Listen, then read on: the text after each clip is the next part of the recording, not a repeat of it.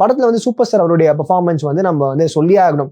Still 74 age plus அப்படி இருக்கும்போது 50 years in cinema industry, அவருடைய மைல் ஸ்டோன்ஸ்லாம் நம்ம சொல்லிட்டே போகலாம். அவருடைய முதல் படம் ஆகஸ்ட் அந்த மந்த்ல தான் ரிலீஸ் ஆகுது. அதே 50வது வருஷத்துல அவர் வந்து அவருடைய கரியர்ல வந்து ஒரு பெரிய மார்க்கை வந்து பதிக்கும் போது அவரோட அந்த படமும் வந்துட்டு ஆகஸ்ட் தான் ரிலீஸ் ஆகுது. சூப்பர் ஸ்டார் அவர்கள் மட்டும்தான் இந்த படத்தை அப்படியே தூக்கிட்டு கேரி பண்ணிட்டு ஒரு பிளாக்கா அப்படியே கம்பார்ட்மெண்ட் அங்கேருந்து போயிட்டு இருக்காரு அப்படின்னே சொல்லலாம்.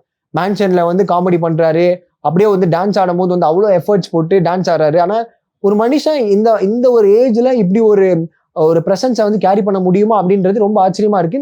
அந்த ஏஜ் கூட நம்மளுக்கு தெரியலங்க. சூப்பர் ஸ்டாரை நம்ம வந்து டிவியில பாக்குறதோ எந்த டைம்ல பார்த்தாலுமே எப்படி என்ஜாய் பண்ணுவோமோ அதே மாதிரி தான் இருந்துச்சு. ஸ்டன்ஸ்ல பயங்கரமா மெனக்கெடல் கொடுத்துருக்காரு அப்படின்ற மாதிரி தெரியுது. ஸோ அதுல வந்து அந்த மோக்கோ போர்ட் யூஸ் பண்ணி பண்ணது அன்பரி அவர்கள் வந்து ப்ராப்பரா அவங்க வந்து யூஸ் பண்ணியிருக்காங்க. ஆனால் நிறைய பேர் என்ன கமெண்ட் சொல்றாங்கன்னா, என்ன அப்பயுமே வந்து நாங்க வந்துட்டு ரஜினி சார் நடக்க விட்டு பாக்குறது, இந்த மாதிரி வந்து மிஸ் ஆகுறது, பீடி பிடிக்கிறது, இது மாதிரி தான் நாங்க பார்த்துட்டு இருக்கோம். ரொம்ப இன்டென்ஸாவும் அவர் வந்துட்டு பண்ண முடியலையே அப்படின்ற மாதிரி ஒன்று சொல்றாங்க. ஆனா இந்த ஏஜுக்கு இவ்வளோ பெரிய ஒரு படத்தை கேரி பண்ணி அண்ட் ஸ்டில் ஒரே ஒரு என்னன்னா தமிழ் சினிமாவில் ஒரு 1000 கோடியை கொடுக்கணும் அப்படின்ற ஒரு நம்பிக்கை நட்சத்திரமா வந்து ரஜினி சார் இருக்காரு.